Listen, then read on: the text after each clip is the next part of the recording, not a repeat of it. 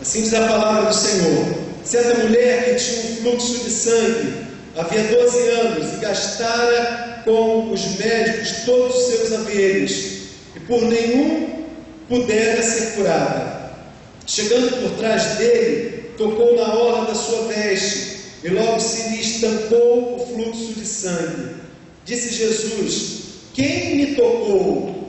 E negando todos, disse Pedro e os que estavam com ele: Mestre, a multidão te aperta e te comprime, e dizes: quem me tocou? Disse Jesus: alguém me tocou, pois senti que de mim saiu o poder. Então, vendo a mulher que não podia ocultar-se, aproximou-se, tremendo, e prostrando-se ante ele, declarou-lhe diante de todo o povo porque lhe havia tocado, e como logo sarara. Então ele lhe disse: tem bom ânimo, filha, a tua fé te salvou, vai-te em paz. Amém? Pode sentar, querido. Que palavra poderosa o encontro que Jesus tem com aquela mulher. A gente não sabe o nome dela, só tem ela como, e a gente já se popularizou, chamando uma mulher de fluxo de sangue. Coisa feia, né? A gente chamar uma pessoa como uma mulher de fluxo de sangue, mas nós não temos nome para ela. Vamos ficar, Benedita já não vale mais, né? Já está sem graça, então vamos deixar ela sem nome mesmo. O importante, irmãos, é que essa mulher, ela tem alguma coisa de muito especial para nos ensinar nessa noite, porque ela vai com o seu problema e a sua história na direção de Jesus, e ela dá um toque de fé. Ela toca na orla do manto de Jesus, das vestes de Jesus, e com fé ela toca e alcança a graça lida nessa noite. Aquela mulher, ela vivia um drama muito sério. Não era meramente um problema físico, era mais do que um problema físico. Ela tinha uma chaga em si, ela derramava sangue continuamente. Por isso ela tinha um problema muito grave, um problema de saúde muito grave. Mas ela tinha uma complicação, porque em Levítico capítulo 15 determinava que lá no Velho Testamento, por uma determinação de higiene, de saúde pública, a mulher, numa situação dessa, ela poderia se contaminar e acabar contaminando outras pessoas também. Então, a orientação daquela época, seguida aí nos dias em que Jesus vive, essa mulher não poderia conviver entre as outras pessoas. Toda mulher que tivesse seu fluxo menstrual, ou então em menstruação por longo tempo, ela era afastada para fora da cidade, até que ela se recuperasse, que era tida como imunda, e então pudesse voltar para o convívio. Isso faz com que ela não só tenha um problema físico, mas agora tem um problema social também. E junto com o problema social, há o agravante de tudo, que em nome da religião, interpretação, religião judaica predominante naquele momento, determinante para essa manifestação cultural aqui, em nome da religião, entendia-se que Deus não tinha comunhão com essa pessoa também, porque se ela era uma pessoa maldita para o povo, ela também era assim considerada para Deus. Ela tinha um problemaço. Mas o que teria essa mulher conosco? Interessante que a mulher de fluxo de sangue, ela poderia esconder por algum tempo a sua doença. Ela poderia conter com panos, com meios artificiais, abafar a sua situação ou postergar a exposição da sua doença. Porém, alguns sinais mostrariam isso. Ela começaria perdendo muito sangue, suas vestes longas poderiam aparecer uma mancha aqui ou outra ali. Ela poderia começar a ficar com olheiras. Essa mulher com fluxo de sangue poderia ficar tonta e cair aqui e cair ali, sinalizando uma fraqueza contínua que despertaria a atenção das pessoas. Sem sombra de dúvidas, irmãos, não demoraria muito tempo, por mais que ela escondesse o seu real problema, todos tomariam conhecimento. Você sabe, a gente chega nessa reunião pública aqui, trazendo os nossos fluxos de sangue nas mais diversas aplicabilidades possíveis. Podemos estar bem vestidos, até cheirosos. Um calor desse fica mais difícil, né? Por muito tempo, mas podemos estar assim. Porém, meus irmãos, quando nós olhamos para dentro de nós conhecemos bem nossas chagas e sabemos os desdobramentos que, tal como aquela mulher, podem acontecer conosco também, em todas as esferas citadas aqui. Agora, o diferencial dessa história é que aquela mulher criou coragem, fez o necessário, ela tocou em Jesus. E o convite então é que nessa noite, seja a natureza social, fisiológica, espiritual, qual a dimensão da sua realidade, do que você traz para o Senhor nessa noite, você possa também, pela mesma fé, tocar em Jesus. Primeira coisa que ela fez, ou que ela nos ensina, é que o toque da fé pode restaurar o seu corpo. Que coisa poderosa e maravilhosa, irmãos. Quem tem aqui algum tipo de problema físico nesse momento? Está dodói? Eu estou com acompanhamento com 3 profissionais na área da medicina, né? Eu estou agora levantando aí, os duas, uma perna também. Eu estou levantando. Tem mais alguém que tem algum probleminha de saúde? Dor de dente, queda de cabelo, tá começando a aparecer mais mãos aí, né? Somos nós, irmãos. Falar nisso, nós, dá uma pausa aqui. A Ana Paula vai me ajudar. Somos nós que nessa noite precisamos tocar em Jesus por conta dos nossos corpos. Esse habitat do Espírito Santo, essa carcaça que segura e recebe como morada da nossa alma. É exatamente esse ser que tem que por muitas vezes também tocar em Jesus. Ela não tinha o direito, irmão, nem de estar no meio daquelas pessoas. Aquela mulher de fluxo de sangue não tinha nem permissão para estar ali, mas ela interrompe o proforme, ela vai em direção a Jesus, não só está em meio ao público, irmãos, mas ela toca em Jesus. Por que ela não poderia tocar em Jesus ou tocar nas pessoas? Porque a cultura daquela época dizia que provavelmente o mal espiritual que estava nela, incorporado, manifestado por um mal físico, passaria para a pessoa também. Havia então medo, cuidado, e quem se encontrasse com ela poderia fugir, porque ela era uma pessoa perigosa para esse momento. 3 categorias de pessoas se encontravam na mesma designidade daquela mulher. As pessoas que estivessem em fluxo de sangue, as pessoas que tocassem em corpos mortos, ou então as pessoas que possuíssem lepra. Elas eram pessoas designadas a estarem longe, porque elas não poderiam tocar em ninguém.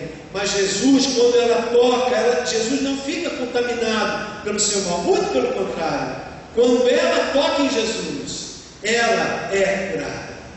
Porque Jesus tem todo o poder, lá no passado, no presente, em todo o futuro, para quando nós tocarmos por fé nele, Ele pode, Ele tem todo o poder de nos purificar também.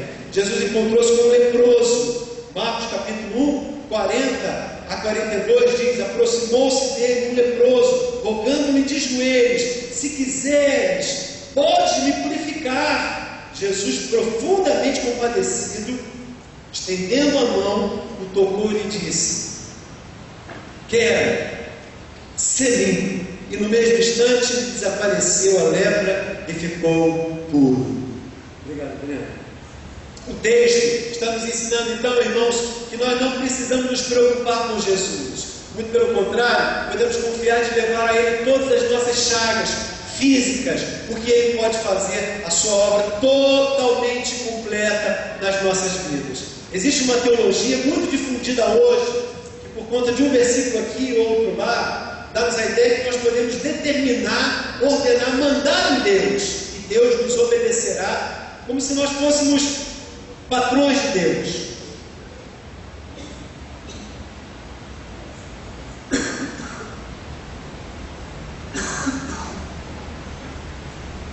Quando na verdade, irmãos, nós somos servos. Ele pode, na sua infinita bondade, no seu profundo conhecimento e no seu livre querer, operar do jeito que desejar. Há casos de pessoas que ele propositalmente não quis tocar, não quis operar o seu milagre, porque fazia parte dos projetos de Deus, do conhecimento maior de Deus, glorificar-se através daquela doença. Nós temos casos nas Escrituras Sagradas. Jó desejou por muito tempo ser curado, até que na hora de Deus, no tempo de Deus, na vontade de Deus, isso aconteceu na forma de Deus. Nós temos casos do apóstolo Paulo,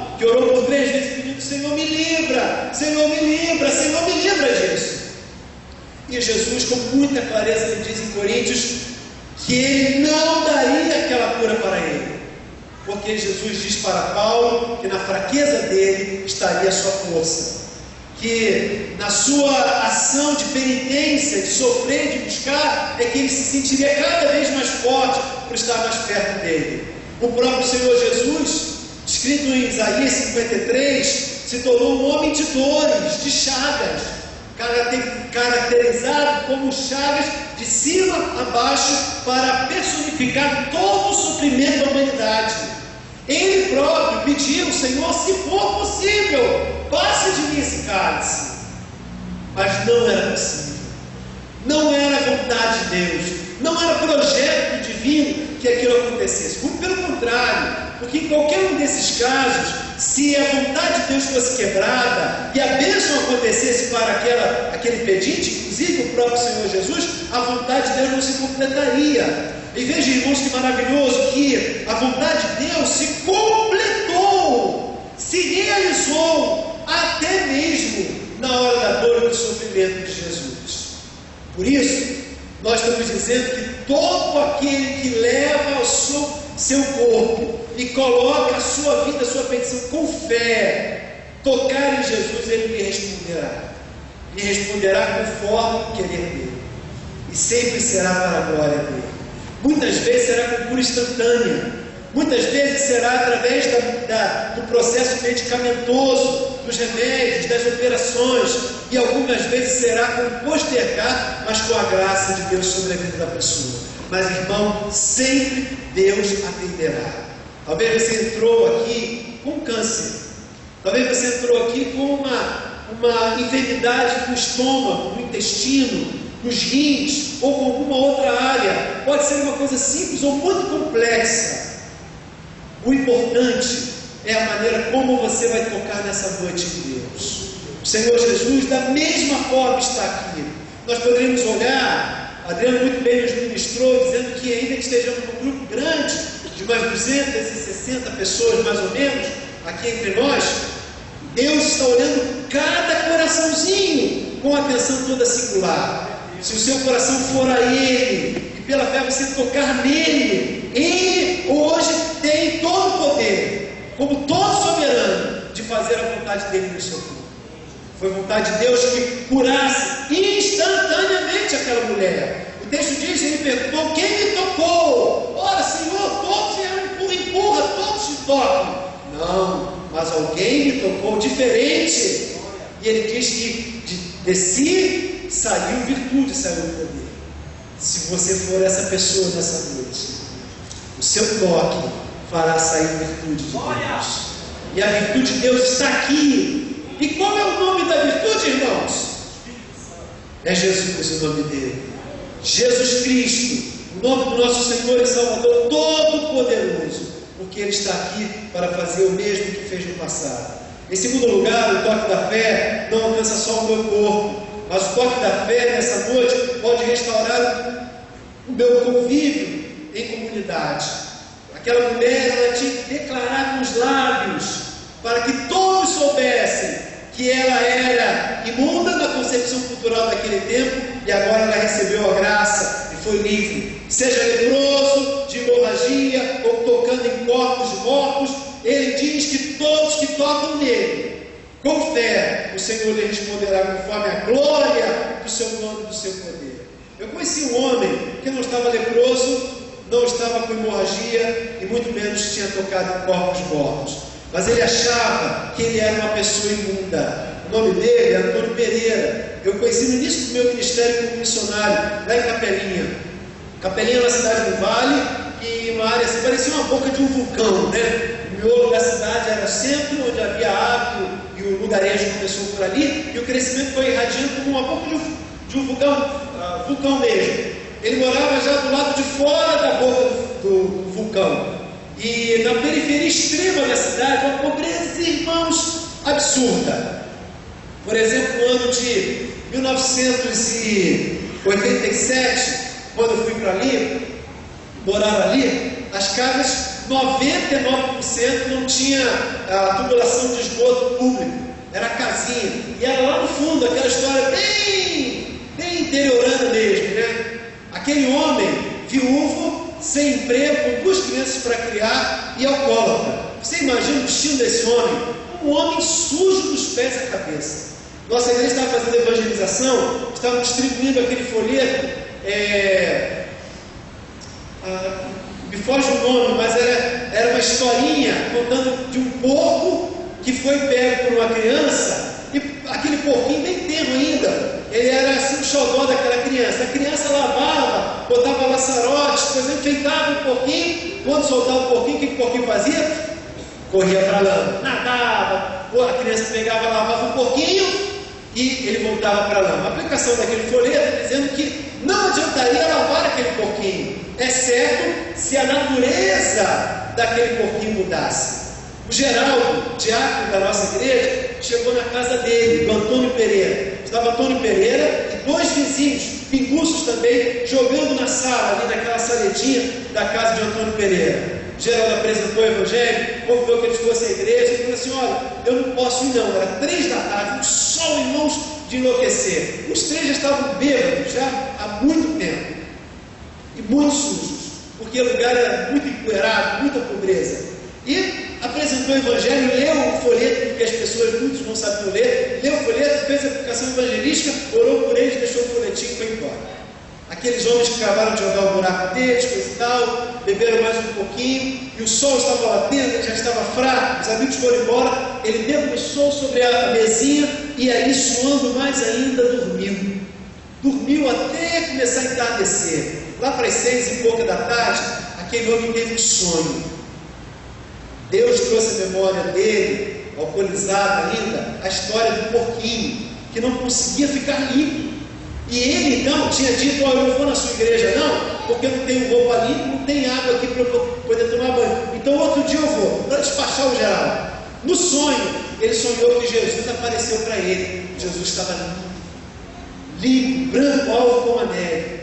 Tomou ele pela mão, tirou o copo das suas mãos, levou-o lá atrás, deu um banho nele, depois voltaram para a sala e Jesus disse assim: fique preparado, porque eu vou voltar para te buscar. Ele acordou assustado, viu que estava sujo. O que ele fez, irmão? Pediu água no vizinho, pegou uma camisa emprestada com a roupa, o short sujo mesmo, se arrumou rapidinho e tocou para a igreja. O culto acabava 8h45, 9 horas, ele chegou perto do apelo, mas eu me lembro até hoje, irmãos, aquele homem nem ponto ainda.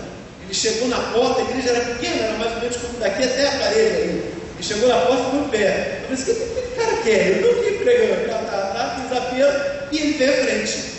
Senti o aroma todo especial, né? Tem um tratamento, atenção, oramos por ele, coisa e tal. Antônio Pereira, ele entendeu o evangelho. Naquela noite ele tocou com fé em Jesus. Vocês não imaginam o que aconteceu com aquele bêbado. Hoje não é porque do Antônio Soyer, hoje é o Antônio Pereira. Tinham 5 Antônios na igreja, todos uma bênção. Esse homem, irmãos, aceitou o evangelho. Nós tínhamos uma campanha comunitária junto com a órgão estadual de meio ambiente, etc. Nós distribuímos sementes para que eles plantassem, e mês a mês nós sorteávamos a que tivesse mais fruto, e todo o material era vendido na feira e era o que produzia, eles também comiam. Esse homem, por uns 6 meses, a sua horta ganhou. Foi ganhando, e ele se alimentando seus filhos e ganhando dignidade.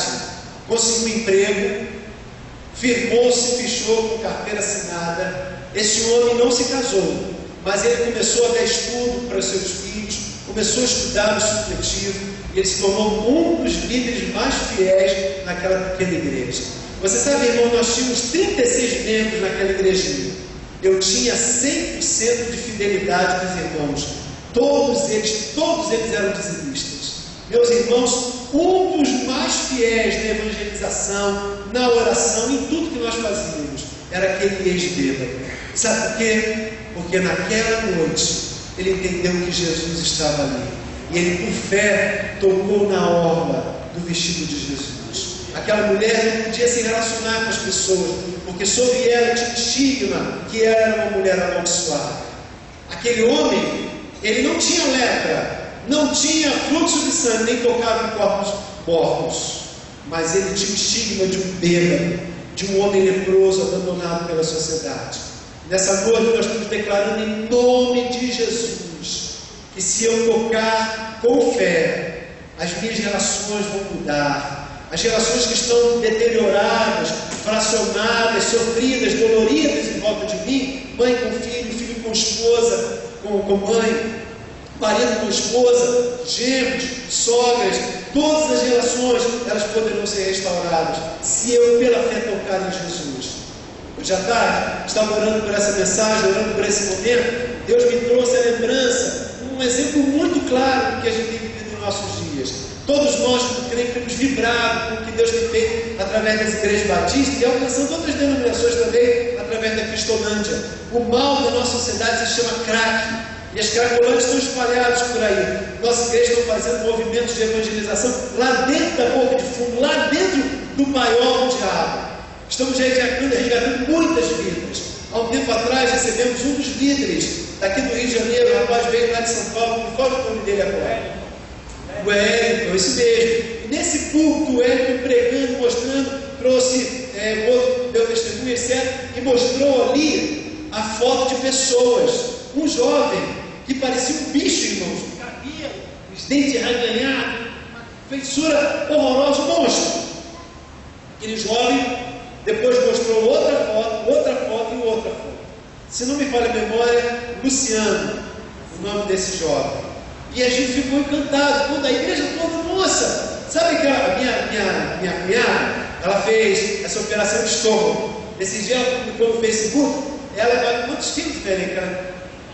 39 quilos em poucos meses. Então ela postou uma foto bem saudável e agora bem elegante, né? Para a realidade, uma alegria, antes e depois. A gente viu ali, irmãos, foi naquela tela ali, o menino monstro e depois restaurado. E a gente ficou feliz, eu gravei, aquilo ficou na minha mente. Passaram meses, quase um pouco mais de 2 meses, tivemos a assembleia aqui da Associação Real. Recebemos a Cristolândia, lá não mais aqui do Rio, lá de São Gonçalo. E estavam os jovens cantando, alguns dos líderes agora, todos bem feiçoados, alegres, e estou apoiando os novatos, coisa e tal. E o meu olhar está passando, são assim, vão impregnando a atenção, é uma vibração extrema, a gente vê o poder do Evangelho naqueles jovens. Mas, meus irmãos, eu sentado ali onde está a Rosemary, do lado dela, os meus olhos foram, eu estava emocionado, mas aqui perto dessa pilastra, irmão, quando eu olhei para aquele menino, bonito rapaz, forte, bonito ele, eu não acreditei.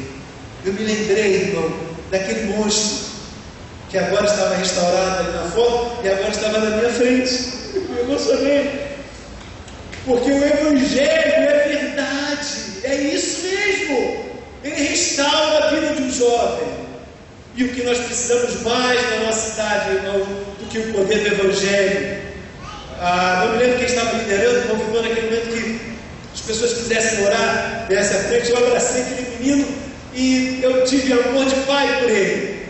Tive amor de pai por ele. Senti como a alegria de um filho que eu tinha perdido e que estava restaurado para a glória de Deus.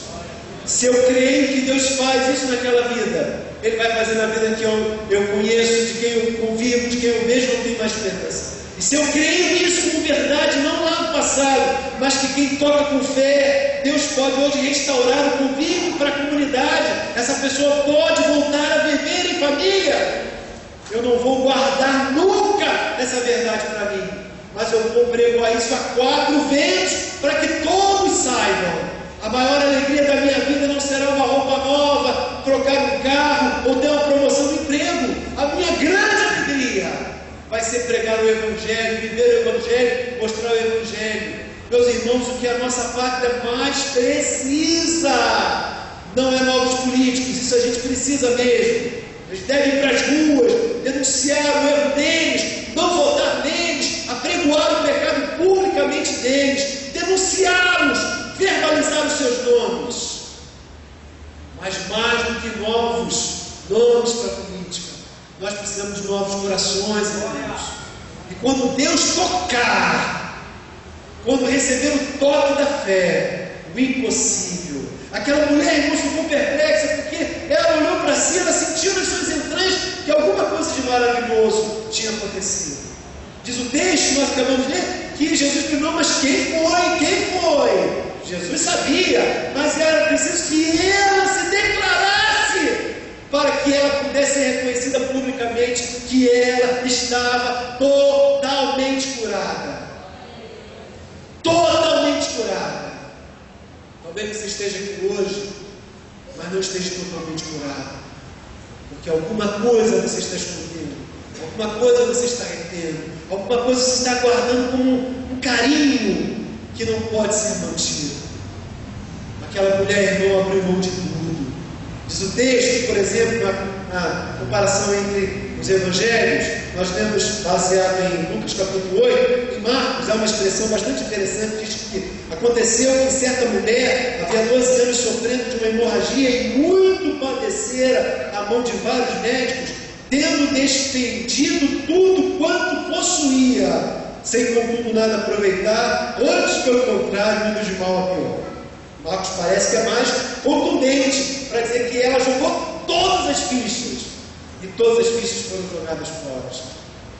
Hoje, o Evangelho está dizendo que se você tocar pela fé, Deus pode tocar no teu corpo, pode tocar nas relações que estão sendo construídas, adoecidas em volta de você. Como em terceiro lugar e último, o toque da fé é capaz de restaurar o seu relacionamento com Deus. Sim, porque, como dissemos, ela via na concepção religiosa e em nome da religião um mal resolvido com Deus. Romanos capítulo 3, verso 23 diz que todos nós estamos separados de Deus, estamos separados da glória de Deus, porque todos pecaram e separados estão da glória de Deus. Vamos dizer juntos? Porque todos pecaram da glória de Deus. O nome da glória de Deus é Jesus. Então nós podemos dizer que todos pecaram e separados estão de Jesus. Aquela mulher estava condenada então ao isolamento pelas regras religiosas, mas em nome de Deus, ela estava excluída. Ela era uma pecadora, possuía um profundo sentimento de culpa diante de Deus. Exatamente por isso, em vez da religião da época aproximá-la, a religião da época mais afastá-la, mais condenava, mais estigmatizava. Mas foi exatamente quando ela foi na contramão daquela religião, na contramão daquelas regras, e ela por fé tocou em Jesus. Ela pela primeira vez recebe palavras de salvação e palavra de paz. Filha, a tua fé te salvou. Vai em paz. Nessa noite, Deus poderá receber você e fazer com que você também nessa noite possa ir em paz. Todo aquele que me confessar diante dos homens, também eu confessarei diante do meu Pai que está nos céus. Mas todo aquele que me negar diante dos homens, eu também o negarei diante do meu Pai que está nos céus. Mateus capítulo 10, verso 32 e 33. Porque se com tua boca confessares a Jesus como Senhor, e em teu coração creres que Deus o ressuscitou dentre os mortos, serás salvo. Romanos capítulo 10, verso 9.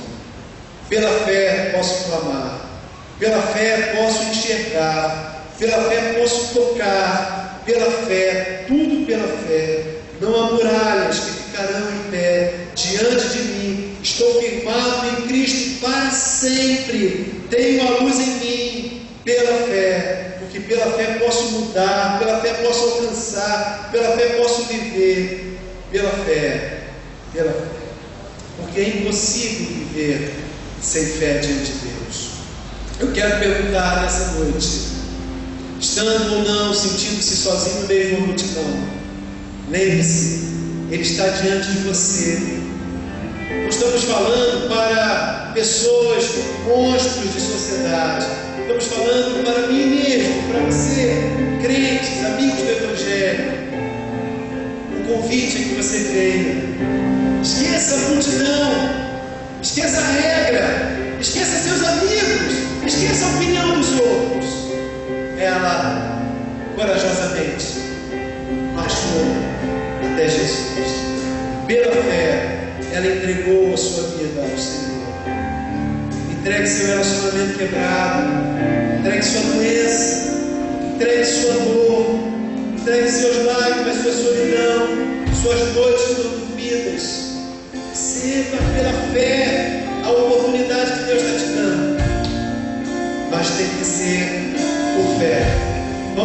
ao Senhor. E a ministração é uma ótima oportunidade. Vamos ficar em pé?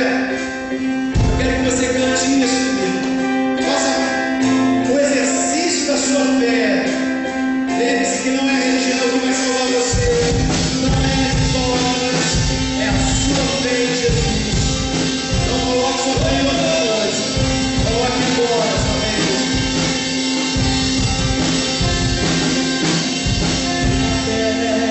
Posso clamar, pela fé posso enxergar, pela fé posso tocar na orla das tuas vestes, Senhor. Pela fé, sara-me, Senhor, pela fé.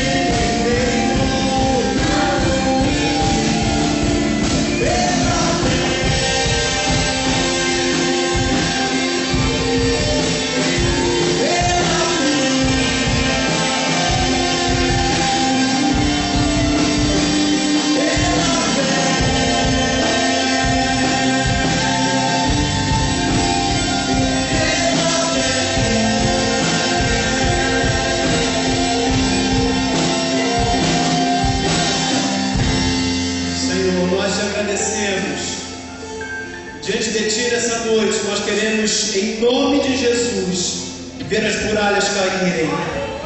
As muralhas do orgulho, do preconceito racial, preconceito social. Ó Deus, preconceito racial. Nós queremos ver pela fé, Senhor, muralhas das doenças físicas caírem. Nós entregamos, ó Deus, todas elas para a honra e glória do nosso Senhor e Salvador Jesus Cristo. Que confesse, Senhor, teu povo está indo agora tocar no meio das tuas vestes, pela fé cruzando multidões, pela fé quebrando medos, pela fé quebrando receios, mas confiadamente depositando em tuas mãos seus problemas, suas lutas, seus medos, suas dores. Ó Senhor, aqui vidas, Senhor, que estão indo além das suas coragens.